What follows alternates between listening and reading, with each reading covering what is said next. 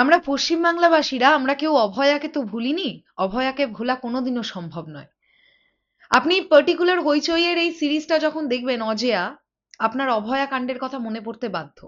কারণ আমরা খুব ইজিলি বুঝতে পারছি ওই ঘটনাটাকে কেন্দ্র করে এক্স্যাক্টলি ওই ঘটনাটা যে দেখিয়েছে তা আমি বলবো না, কিন্তু অনেক কিছু সাদৃশ্য আমরা এই পার্টিকুলার সিরিজটাতে দেখতে পেলাম, যে সিরিজটার নাম দেওয়া হয়েছে অজেয়া, ডিরেক্টেড বাই অয়ন চক্রবর্তী। আমরা এখানে অনেক ভালো ভালো অভিনেতা অভিনেত্রীদের অভিনয় করতে দেখতে পেলাম। সোহিনী সরকারকে অভিনয় করতে দেখতে পাওয়া গেল, শিরিন পলকে দেখতে পাওয়া গেল এই পার্টিকুলার ভিকটিমের ক্যারেক্টারটা প্লে করতে। এছাড়াও আরো অনেকে অভিনয় করলেন, অনেকে।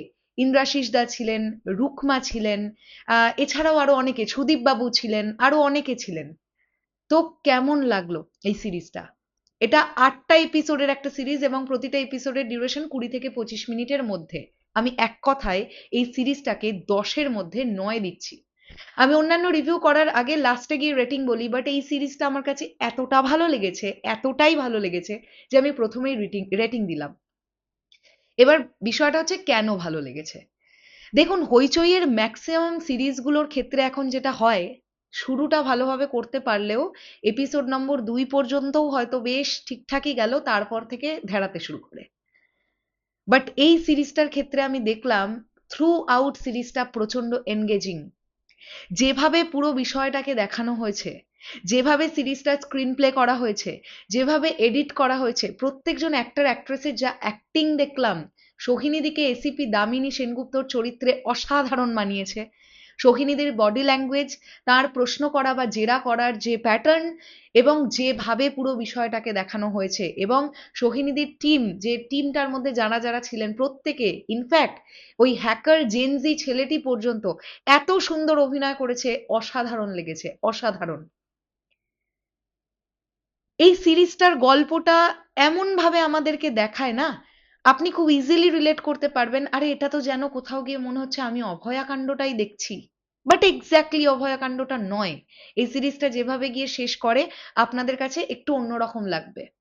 আমি বলছি না আপনারা দেখবেন এই সিরিজটা, বাট আমি একজন অডিয়েন্স হিসেবে এই সিরিজটা আমার ভীষণ ভালো লেগেছে। শুনুন, এই ধরনের কাজ আমি খুব এনজয় করেছি, এটা তো বলা যায় না। কারণ প্রচন্ডই একটা অন্য রকমের সাবজেক্টের ওপর তৈরি এই বিষয়বস্তুটা, আমরা জানি, এবং ঘটেছে এই ঘটনা আমাদের পশ্চিমবাংলার বুকে, কলকাতার বুকে। তো এইরকম কাজ ইন ফিউচার আরো হোক। অনেক দিন পরে হইচইয়ের একটা ভালো কাজ দেখলাম। ব্যাকগ্রাউন্ড স্কোরের কাজ প্রচন্ড ভালো, বেশ ভালো লেগেছে। আমি আগেই বললাম যে স্ক্রিন প্লে ভীষণ ভালো। এই প্রজেক্টের রাইটার হিসেবে ছিলেন শর্বরী ঘোষাল, ভীষণ ভালো রাইটিং হয়েছে, ভীষণ ভালো। কালার গ্রেডিং এর কাজ ভালো হয়েছে।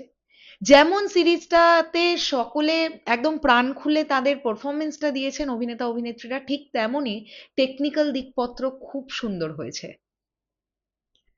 তো আমার কাছে এই সিরিজটা মনে হয়েছে, আপনি যদি বাংলা ওয়েব সিরিজ দেখতে পছন্দ করেন তাহলে এটা আপনার জন্য মাস্ট ওয়াচ হতে পারে। এবার যারা অজেয়া দেখেছেন, আপনাদের কেমন লেগেছে সেটা অবশ্যই কমেন্ট সেকশনে জানান। আসছি আবার খুব শিগগিরই, তাহলে এখনের জন্য টাটা।